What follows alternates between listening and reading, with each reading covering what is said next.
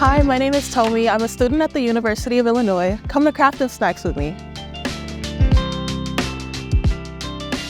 We're at the Illini Union, and tonight is Craft and Snacks by the Illini Union Board, and I'm a part of the Illini Union Board. So the theme for tonight is magnets and macaroons. So yeah, as you can see before, there's a very long line. I think this is one of our biggest in terms of attendance tonight. 99% of our events are free. There's almost event every day. This week alone, there's a good 6 or 7 events this week hosted by the Illini Union Board. My favorite part about being involved in these kind of events is just people coming together, wanting to do crafts, wanting to do activities with their friends. It just gives a sort of adolescence feel that I feel like when you come to college, you don't really see no more. So it's nice to see people having just natural fun with their friends, and I enjoy seeing that a lot.